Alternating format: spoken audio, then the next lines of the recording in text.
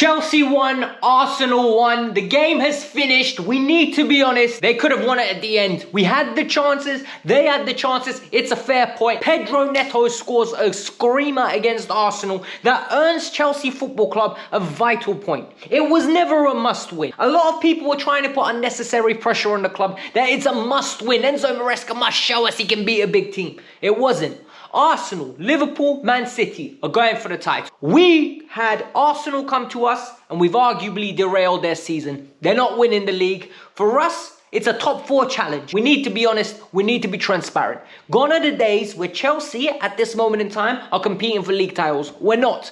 We need to make sure we're back in the Champions League. Next year, we go for the title. We didn't have a good game today in our attacking final third. We're going to talk about it. The good, the bad, and the downright ugly. This isn't going to be one of those videos where I tell you, oh, you know what? We've won because of we didn't lose. No, I'm going to be really objective in the way I analyze the game. So before we get started, make sure you hit that like button because we are third. I want everybody to know that we are third after 11 games this season. So make sure you hit that like button. Subscribe to the channel as well if you're new because you get an objective analysis here. It's the best place when it comes to post-match reactions. Let's get into it. I want to be positive and I'm going to start with the positives first, okay? We're going to start with the good. And the reality is the game had a huge feel-good atmosphere to it. This felt like a competitive game. This felt like two teams that want to go and get to places. The reality is Chelsea are not competing for a league. We're 9 points off. However, it felt important today. It felt like the team, the boys, all wanted to be third in this second international break. And the first half for me displayed it. We kept them very silent. Genuinely, outside of the goal that they scored, that was disallowed offside, correctly offside by the way, no complaints, well done VAR, they did their job. Chelsea fell asleep, got away with it, right? Because I'm telling you now, they did not play no offside trap. And a phenomenal save from Sanchez for a deflected opportunity chance that created. Saka took a shot, it deflected into Martinelli, who took a great touch. Sanchez, excellent save. Other than that, they done nothing. Then Arsenal took the lead and the other good. We reacted. We genuinely reacted and Pedro Neto, who in my opinion had a very good game again today. Gary Neville was losing his nugget. He was absolutely losing his head. He was fuming. Why is he not taking White on? Why is he not taking White on? Do you not do your research? Do you not know your players? Because the reality is we all know why he's not taking him on. He's left-footed. He loves his left foot. So the minute he went onto that right-hand side, Enzo Fernandez gets the ball, lays it off to him. They didn't close him down. They did not close Pedro Neto down. Neto took a beautiful strike on the floor, beautifully curling away from Raya. Bottom corner, 1-1 Chelsea. Phenomenal. Brilliant moment of magic. And that really summarized our attacking third. We didn't create anything clear-cut. Everything had to be moments of brilliance. Then we need to talk about the Sanchez save. Later in this video, I'm going to talk about Sanchez and the goal that he conceded. And you know what? A lot of you are going to say, Alex, you're harsh. However, I need to praise him where praise is due. Great save against Martinelli where the ball deflected, right? The ball deflected. It went straight into the path of Martinelli. Good save, strong arm. The ball came out. Then in the final, like 5 minutes, I think it was, they played a nice combination pass. Gabby Jesus plays it across the box. I think it was Ødegaard. He made himself massive. Absolutely massive. Great save. Yes, it went back into the danger zone and Trossard hoofed it over the bar. Other than that, he had 2 saves to make. He made it. The third one, we're going to talk about later. And finally, Marco Correa. That's the other positive from today. The positive for Marco Correa today was that Marco Correa locked down Saka. Saka did not play in this game, basically. Him and Cole Palmer both had stinkers, by the way, today. Because the big players can't be marked out of games that way. Cucurella, by himself today, said, you know what, Bakayo? Not today, brother. Not today, my broski. I am shutting you down, amigo. And what did he do? He was aggressive. He wasn't backing off him. He was directly straight away into him. The minute Saka took a touch, he'd had to almost get his body in the way because Cucurella was there, front-footed, heavy-footed. He really reminded me, I religiously say this, he reminds me of Azpilicueta in terms of reliability. You know you go into a big game, he is going to be very important for you. And you know what? What's funny is when he first came, I was really worried about his defensive side. He has really improved his defensive aspect of the game. He was compact, he was versatile, and more importantly, you could see him be up for this game. Honestly, this point is a great point because it takes us third. And now we go into a run of fixtures all the way till January that we should be winning. We should be winning and getting points on the board. We should not be losing games from now till January. It needs to be, if we drop point, we lose one game, we win the rest. It needs to be one of those runs. We've gone through the difficult run, and now we need to talk about the bad and the ugly, because there are a few things that I need to vent and get off my chest. The downright ugly is very simple, right? You cannot give away goals the way we gave away.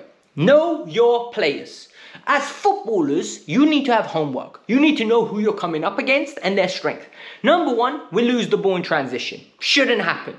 Goes to Partey, goes to Odegaard. Odegaard is one of those players. Do not give him time and space. He will pick a pass out. Levi Colwill is the deepest man. You see Fofana and Gusto looking down the line. You see your centre half, right? Either he needs to get up or you need to follow your runners. Saka and Martinelli make a run and they have time. And I mean they have time. Martinelli takes one touch, a second touch, and then fixes it and smashes it. Gusto did not chase his boy. And for me, the minute you don't chase your runner, it's your fault. Then, Sanchez, I gave you praise for making 2 saves. You can't make difficult saves and then make stupid saves look easy. On what ground, right, does he get beaten at the near post there? Honestly, he literally left him a huge gap and said, put it through there, geezer. Put it through there. And not only did he do it, he absolutely blasted it past him and he smiled in his face and laughed at him. He said, you are a melon. You're an absolute idiot. Because you left an absolute gap for me in the only place I could score. And guess what? Gabriel Martinelli took it, punished Chelsea again, and when it was 1-0, I was furious. Listen, mistakes happen, but with Sanchez, it's a regular occurrence, man. It happens too much. We need a new keeper. Then, the offside goal. They scored a goal with Kai Havertz where we fell asleep. That can't happen if we want to be a serious team. Big games get decided on individual moments and stupid errors. Falling asleep like that is stupid. Levi Colwill, I expect more from you. Wesley Fofana, I expect more from you. Marco Correa, I expect more from you. And Malo Gusto, I expect more from you. If you play for Chelsea, I expect more of you. You cannot allow people to literally put the ball down, take a short free kick, and you're falling asleep. What is this? Sunday League? I'm sorry. You need to be more switched on. This needs to mean more to you than it means to me. And I hope it does. Because they showed me in the second half it did mean more. Then we need to talk about Enzo Fernandez, by the way, in the good side, right? He came on, and now we're going to go into the bad, and this is how it links in. When Enzo came on, the ball was moving forward a little bit more. He was trying to jump into tackles quicker. A little bit of physicality. Let's talk about Lavia today. Lavia today, once again, had one of those games, in my opinion, where he did nothing. Lavia looked poor. There were a few opportunities where people skipped past him. People are going to say, no, Alex, he won this tackle, he won this tackle. At Chelsea, I need more than just winning tackles. This is the argument I always have with people. I like when players have physicality, but on the ball, you need to offer something else. Moises Caicedo does that. And Caicedo, again, by the way, had a good game today. Lavia didn't.